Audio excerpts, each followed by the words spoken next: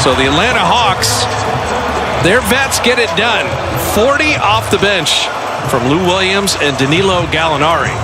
Now, the Warriors starters played very well, but the reserves had a tough night.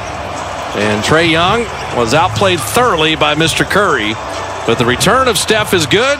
You'd think he and Draymond will be ready for Milwaukee. The Warriors come home. Very tough road trip. 117-111. The final Warrior postgame live is coming up right now.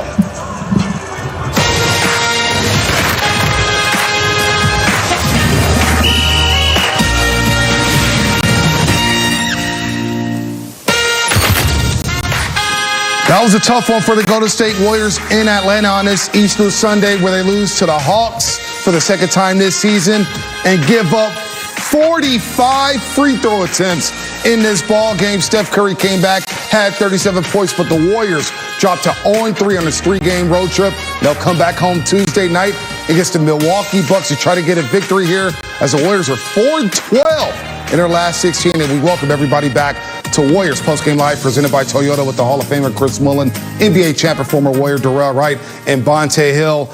And what a tough loss for the Warriors here. We talked about the free throws at halftime, where the Hawks had 18 attempts. Mully, 24-27 in the second half for the Hawks. Stop fouling, stop reaching, and the turnovers, Darrell, was just brutal for the Golden State Warriors tonight as well. It's going to be hard to beat any team when you turn the ball over at a high level and then give up 45 free throws. But they did a great job. They did a great job on Young. They did a great job of holding them down to 43%, but you got to keep those guys off the free throw line, because that's when you gain confidence and you see guys make shots when they matter.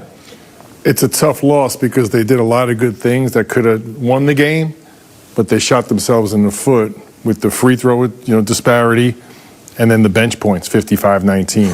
So the offense was going pretty well. Their initial defense was good. They kept them to 43% from the field, which is a big, it's a good number.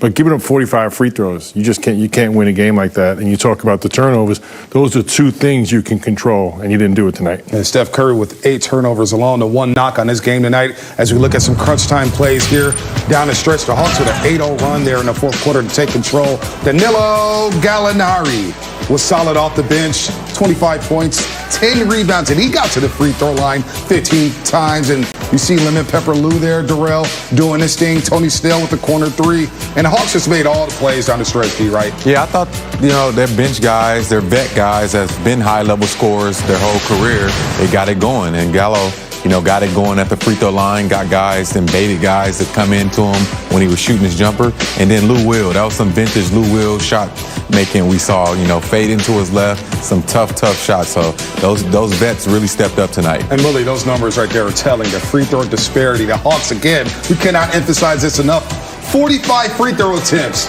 Warriors 21 free throw attempts. You get outshot at the charity stripe by 24. You're not going to win many NBA games like that. Well, why it really hurts is you held them to 43% from the field, and that's good defense. That's good initial defense, but you put them on the free throw line for free points. And, you got Danilo Gallinari, Lou Williams leading the way off the bench. That gives Nate McMillan the ability to start Herter and Bogdanovich, but really his finished winning lineup is with Gallinari and Lou Williams in there at the end of the game. No doubt. We'll talk about Clint Capella, who had a monster game for the Atlanta Hawks as well. The Warriors have given up 41 free throw attempts to the New York Knicks back on January 21st. This, of course, was a season high for the opposition as we transition to Steph Curry here. Didn't have the 3-ball going tonight, 3 for 12, but he did keep the Warriors in the game. Bully here with some nice finishes, 12 of 23 from the floor in his first game back from that elbow contusion. A great performance by Steph, and you could tell Nate McMillan's philosophy was to take away a 3-point shot, not just from Steph, from the whole Warrior team. And I thought the Warriors did a great job, especially in the first half, attacking the paint, getting points in the paint. But again, on the defensive end, they weren't able to reward themselves because they kept giving free points to the Hawks by fouling. Yeah, I thought the Hawks did a great job defending the three-point line, running Steph Curry off the three-point line. But I like how he kept being aggressive. He got to the basket. We've seen him with some tough finishes, with contact. So I thought he still did a great job with finding different ways to score. 12 free throw attempts. That means he was aggressive tonight. I think similar to the Miami Heat game, and Eric Spoelstra's defensive philosophy, yeah, you're going to give up some points, but I play through the 48-minute game, take away the 3, make them finish in the lane all night long. and it wears on players. And I thought just that defensive philosophy was the right thing by the Hawks tonight. What did the Hawks do well against Steph Curry to beat him up there on the three-point line? You talked about Bogdanovich earlier when we were watching the game. They threw bigger guys on Steph Curry. Yeah, they put Snell, they put Bogdanovich, any big, strong guy to try and throw size at him. They threw extra bodies at Steph to make him give it up. And then when he did face up, I thought they made a concerted effort to make him drive into the paint, which he did a good job of.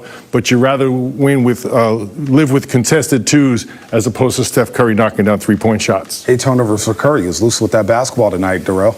Yeah, I think he has to do a way better job with taking care of the ball because, those are some big-time turnovers when, guys drop their head, especially when you see your leader do it. So I think he need to just clean that up. That's probably the only bad thing he did tonight was just turn the ball over. So he got to do a better job with taking care of the basketball. All right, Warriors will come back home to take on the Milwaukee Bucks Tuesday night. As you see Steph Curry after the game give his jersey to 2 Chainz. How about 2 Chainz shoot better? We saw him during the All-Star break. Got ran by Quavo. He ate off the glass as we take a look at the team stat comparison. And the Warriors, of course, lose their 3rd straight here. 0-3 on this road trip. And the free throws. Everybody's going to be talking about the free throws. They're going to be talking about the turnovers. What about the rotations? Well, Steve Kerr is going to touch on all that here after the Warriors fly back to the West Coast. Desperate for a win as their season worst 4 games under 500. Let's hear from the head coach of the Golden State Warriors, Steve Kerr. Steve, this was a game where you guys finished with more fouls than assists. Why do you think fouls were such a trouble spot tonight? If I knew, Kareth, I would give you the answer, but we talk about it every day. Talked about it before the game, talked about it at halftime, but it's as simple as that. We lost the game because we fouled over and over and over again.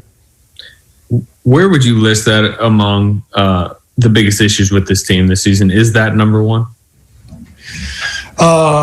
It was number one tonight. Every night's a little bit different. We've had rebounding issues. We've had games where we had turnovers that hurt us, but we've been consistently bad in the free throws allowed category. I think anywhere from 27th to 30th pretty much all year. And it's just extremely frustrating because it's something we work on every single day. And it's tough. It's tough to watch, and it's tough to see a game like that where our guys, really play hard and get after it and compete, play together. Their spirit, their energy was all good, but the lack of discipline killed us, and that's the bottom line.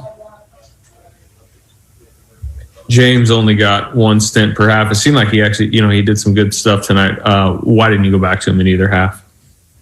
Those were the matchups that we liked, and I thought James played really well. I thought Loon played well, and I thought Draymond also, at the 5 gave us some open floor, and so I thought all 3 rotations in terms of who was at center were really good. Steve, obviously Steph's numbers were really good, but do you notice that the injury is hampering him at all on either end of the floor?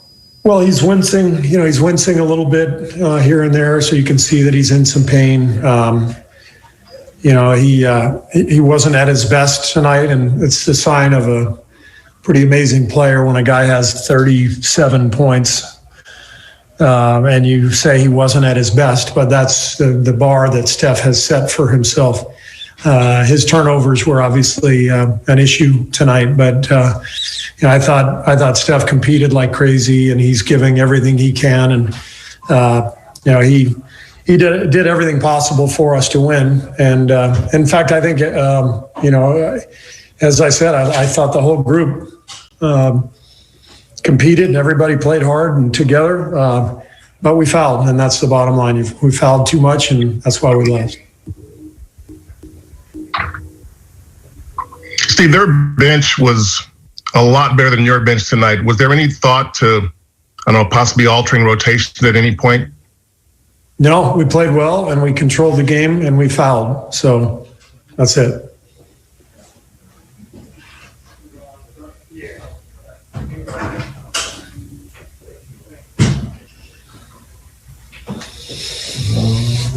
Thanks, everybody. Appreciate that. All right, we have a few players in here.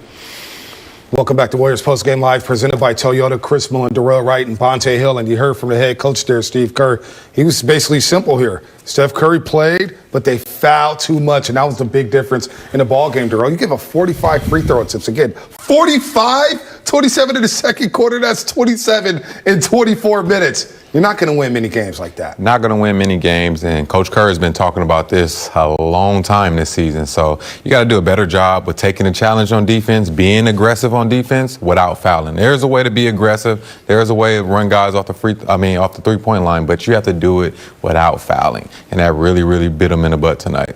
And we've talked about this so many times, so it's becoming very frustrating for Steve and his staff. And the players, I'm sure, are frustrated because they played well enough to win this game. But that free throw disparity, there's no way to make that up. And all the starters played well. Not only did they get good numbers, they're all very efficient. Steph had 37. Oubre had 20 and 11. Wiseman was productive in his minutes. Draymond and Wiggins 6 for 12, 6 in the bench, though. Can't overlook 55-19. Yeah. Wow. Is that the numbers? That's the numbers, Malik. That's that. So you got the free throws and disparity on the bench, you know, and you only lose by 6. Right. And you got the turnovers. So two of those things you can control. Yeah. Right. The fouling and the turnovers. Those are parts of the game that you can control. A lot of it is mental. Yep. You know, that's not a physical thing. That's making bad decisions and lack of discipline. 10 for 40 from the three-point line as well. Warriors shoot 25% from beyond the arc. But let's take a look at the young man, James Wiseman, who had a very solid start to the basketball game. 8 first quarter points, was 4-6. Didn't get much playing time there in the second half. Did a lot of rim running. Looked like he was wide open early in that third quarter, but he just wasn't touching the basketball. I thought he got off to a really good start, Darrell. Hit the big, long 2 right there. Barbie could have stepped back, hit the 3, but look at the 2. And in the dunker spot, as you and Willie broke down earlier today, he was in that spot. So he got off to a great start. Doesn't play in the second quarter. Plays about 8 minutes in the third quarter. And doesn't play at all in the fourth quarter. So when he was in, he was solid. But I just thought he didn't get enough touches tonight. Yeah, I thought he did a great job. You know, it was limited touches. We heard Coach Kerr say the biggest thing was the matchups. He liked the matchups of the guys that were out there. But I thought he did his job. Being a young player in this league that bounced back from 2 tough games, I thought he did a great job. It'll be more opportunities down the line, and I'm pretty sure we all want to see him out there a little bit more, but it's part of the process. So I thought he did a great job, you know, in that dunker area that we always talk about. So solid game. The most important thing, he played just under 18 minutes. They were very productive, efficient. He was in the right space, in the right area on the floor, offensively, defensively. I didn't see any communication problems. He did a good job defensively. 0 turnovers. Yep. That means he wasn't handling the ball where he shouldn't be. He was in the right position, and that lot has to do with Steph Curry and Draymond Green coming back in the lineup. So his minutes were productive. I think what Steve did, he went to Looney a little bit more because they needed this game. This was a big game. They were trying to win this game, and he went with the experience. And Draymond playing the 5. So that lineup was playing well enough to win this game. So he played very productive minutes, and this is something for him to build on, you know, when they get back home. No doubt about it. And you talk about Draymond Green, Draymond getting him in basketball as well. Draymond had another solid night. Remember, he missed Friday night with the sprained left index finger. 11 points, 11 assists, 7 rebounds. 1 of 2 from the three-point line. Look, he was aggressive early on. I thought there were some threes that he had left on the table there in the fourth quarter, getting to space. But overall, a solid night for Draymond Green, Darrell. Another solid night for Dre, man. We love to see him be aggressive. We love to see him shooting that 3. And like you said, a few times later in that game, he didn't take those shots. But when he's aggressive, when he's getting 10 plus points, they give themselves a chance to win. You know, they don't foul or put this team on the line for 45 times. They're in good position to win this game. So another solid night for Draymond as well. 36 minutes, I thought very impactful and efficient play by Draymond. Yeah, his 11 assists, 7 rebounds, and his 11 points. And I think maybe more importantly, organize the offense. Let James Wiseman get into the dunker. Let Steph play off the ball. So the starting 5 was efficient and productive. The bench got crushed tonight. That was a big problem. But Draymond was really good. If you see that 3-point shot that he knocked down, perfect. Yeah. Great backspin, great arc. Take it more? And catch and shoot. Like no hesitation. Yes, I do. Yeah, he because left a couple to when I see him shoot that ball, that's a 40% shooter. That's what that shot looks like. So You're a Hall of keep Famer. letting He would know, them, dude. let them He hoist. would know. He Keep would know. letting them fly, Draymond. I thought he left some on the table there in the fourth quarter where they were giving him a lot of space with Solomon Hill guarding him. Kelly Oubre Jr. Look, Kelly Oubre Jr. has been in a funk here. His name was all up in the trade talks a couple weeks ago here, but 20 points tonight, 11 rebounds, and we saw some swagger again. He was flexing. We haven't seen Kelly Oubre Jr. flex at all in the last 2 weeks. You see the dunk here? Give me some of that. And I thought he played really solid defense on Trae Young as well. Thought he played great tonight. The offense, and right there, like you said, the little hair whip right there, a little swag, a little charisma came out. So I thought he played great. I thought it was a great bounce back game for him as well. The starters played great tonight. Starters played really well, and it's always good to see him on that point guard using his length and going out there getting him transition too. And the boards, Mully grabbed 11 rebounds, so he was active defensively tonight. And just like Draymond, a nice balanced attack. He knocked down a few threes, but he was, getting into the paint, finishing through contact, had a few nice dunks. But probably his biggest impact was checking Trae Young. Held him to 3 of 11, was pretty much ineffective. They took him out of the game at the end of the game. They took Trae Young out, and a lot had to do with, I thought Kelly Oubre had him in check all night. His length and his athleticism really bothered Trae Young. No doubt about it. Andrew Wiggins also helped out on Trae Young. And look, another solid performance for Andrew Wiggins. 16 points, 6 of 12. We talk about the efficiency with Andrew Wiggins. He's been shooting over 50% from both the field and the three-point line since the All-Star break. And he was active, Mully, getting to the rock with 12 shot attempts. Maybe you want to see that bumped up to 15, but I had no problems with Andrew Wiggins' game tonight, Mully. Yeah, this was a very solid, efficient performance by Andrew Wiggins. And when Steph and Draymond are clicking like this, there's going to be less shots to go around, less points. So I wouldn't look at so much, the point total. It's the efficiency, his defense. And I mean, there's no question the starters did their job. No doubt. As much as, and the free throw was the biggest disparity. Right. But 55-19 is a big disparity also. Yes. That's brutal. That's brutal. We saw that in the third quarter where the tide kind of turned, and you see the first 5 minutes of the fourth quarter derailed with the bench. A lot of fouling, a lot of missed shots there. Bazemore, not his greatest night. 1 for 7 from the floor. Damian Lee, 3 of 6, not bad, but Jordan Poole, 3 of 10. And we talked about him before the game. He was on the Dubs Talk podcast with Grant Liffman and Kendra Andrews.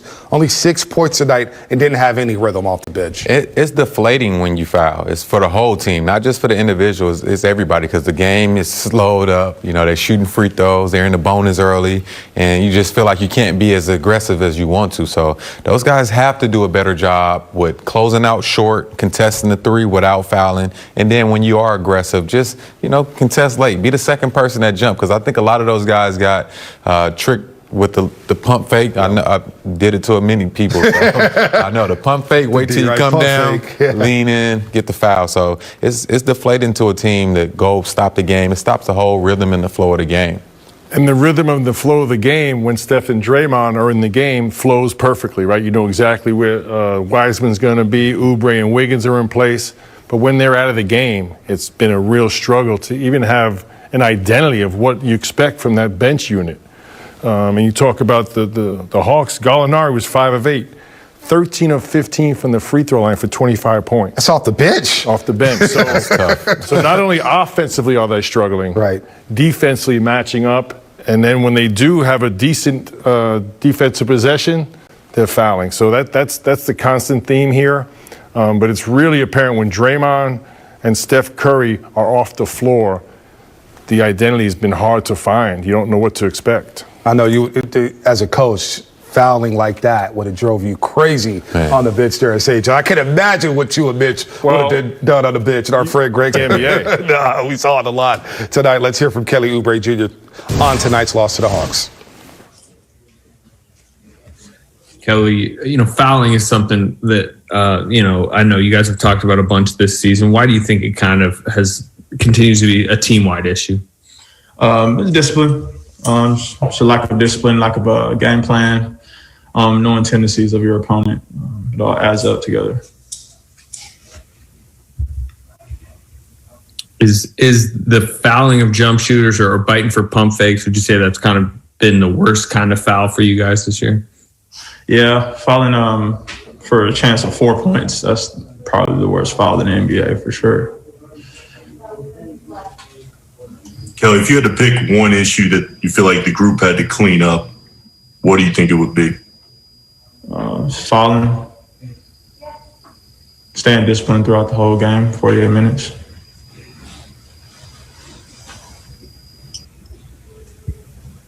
Where would you say you guys are mentally right now as you get ready to come home? Very understanding. I would say. I think that we know that we have a lot of work to do, especially, that the season is winding down, it's ticking down. We have 22 games left. And the sooner that we get our shit together and get on track, the sooner that we can all feel better about ourselves.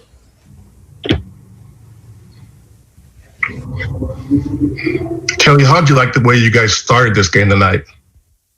We were competing all game long. I just think we fouled too much. They had 45 free throws. So that was the margin right there. Before the game, coach said we have to take care of the margins. And I think that we started the game off doing a really good job of, sticking to the game plan and staying disciplined. And then we kind of lost that focus at a certain point.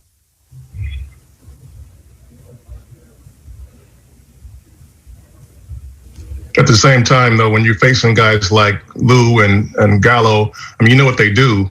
Is it hard to maintain discipline against guys that are so savvy? No, because not everybody on our team is very familiar with what they do. We have a lot of, younger guys and, guys who aren't really acclimated with certain styles of play, certain players. So, for some of them, it's like their second, third time playing against Lou, second time playing against Gallo. And those guys are crafty veterans who are, professional scorers at this league. So it's just a learning experience, man. All right, we're going to take a look at our highlight zone from tonight. And there was plenty of highlights to choose from.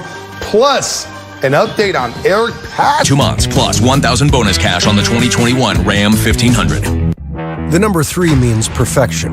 It's a party, not a crowd. In some places on Earth, it even evokes the divine. Introducing the BMW 3 Series, an icon that lives on like never before. Choose between the advanced and dynamic 330i, the adrenaline-inducing M340i, or the electrified 330e. It really is a magic number. The 3. Hurry in is a 2021 BMW 330e sedan for $439 per month. Authentic Giants fans, we are back in full swing. High and deep to left. The best duo in the history of Bay Area broadcasting, the best duo in the history of baseball. Kruk and Kuiper calling the games, and I'll be in studio doing Giants pregame live and postgame live. High drive to right. Headed to the wall. Going to try to cut it off. He spins it through. So join us for what's sure to be an unforgettable Giants season on NBC Sports Bay Area, your home of the authentic Giants fans. This Sportsnet Central update is presented by Atlantis Casino Resort Spa Reno. What a classic Final Four game Saturday night in Indianapolis between UCLA and Gonzaga. Jalen Suggs for the win to send Gonzaga to the national championship against Baylor. Gonzaga, a perfect 31-0 so far on the season. Suggs is expected to be a top 5 pick in the upcoming NBA draft. And what a game by Suggs, and what a shot here, Mully and D, right? Yeah. Off the backboard. He didn't call bank, he called glass. To give that second unit more playmaking and more scoring, which is an area that the Warriors bench has really struggled with this season. Jalen Suggs, he's a natural point guard. He has size. He's 6'5", so his athleticism and his size will allow him not to get bullied around too much. The question of his fit with the Warriors would be, do they want to develop another young player? They're still going to be working with James Wiseman, and even players like Jordan Poole and Nico Mannion are still going to be, needing development next season. I think that Jalen Suggs would probably fit better in the NBA sooner than Nico Mannion and Jordan Poole would, but it's just a question of adding another young player to the second unit that's already pretty young. All right, let's take a look at the Western Conference standings. Warriors holding down the 10th spot right there. They lose another game to Memphis and San Antonio for that play-in tournament. And, of course, that was Kendra Andrews, our Warriors reporter, on the pregame show today, talking about Jalen Suggs as a potential fit with the Golden State Warriors. The Warriors got more problems on their hands here as they lost again to the Atlanta Hawks the second time this season. And giving up 45 free throw attempts, fouling, the bench points, the lack of three-point shooting, this team is in a deep, deep funk right now, Mully. Yeah, and you look at those standings, so 6 is looking like it's probably too far out at this point in time. And so to me, it's really to get back to playing some good Warrior basketball, trying to find your rhythm and find that chemistry. Again, the starters tonight played really good basketball. They need to find a rhythm with that bench unit. And for a little while there, we had Wiggins and Oubre playing with that second unit. It looked like they were building some chemistry. Since the All-Star break, it's been non-existent. And Darrell, from the bench. Yeah, Darrell, real quick, not to cut you off, Bully, but Eric Paschall, he's going to be reevaluated in 2 weeks with the left hip flexor strain. Paschall out, and he's been in a funk. We talk about the bench. He's had an inconsistent run over the last month and a half here. And, of course, he went out in that Toronto game. Looked like it was his calf, but it was a hip here. So not having Paschall now on that bench, he's a guy who could create his own shot. That hurts the Warriors even more when it comes to their bench scoring. Yeah, it's definitely hurts, especially with all the injuries that the Warriors have dealt with this year. You know, Steph missing in a few games and guys just being in and out of the lineup. And I thought he's one of those guys that come off that bench that, you know, can bring some type of offense. And to have him out for another 2 weeks is going to be tough. And then him trying to fight back to get back in shape, back in the rotation once he's healthy is going to be tough as well. You talk about establishing identity, and you said it, Bonta. You know Eric Paschall can go get his own shot. They were playing at backup five. There was a mismatch he was able to take advantage of. He likes to pull up 15, 17-footer. He's athletic enough to get all the way to the rim. And when he draws fouls, he's a very good free throw shooter. Yeah. So that's a guy that you can, when you put him in the game, you know what he can give you. But he's been injured, coming off an incredible rookie season. This year has been, you know, very inconsistent for a lot of different reasons. No doubt about it. Eric Paschall out for at least 2 weeks here in the Warriors. Muller, you wanted to know about the third quarter free throw shooting? Well, the Hawks only shot 8 free throws in the third quarter. They had 19 in the fourth quarter alone. 19. All right, Highlight Zone coming up here, plus Garrett Burke. She'll join the crew here on Post Game Live as the Warriors try to get back on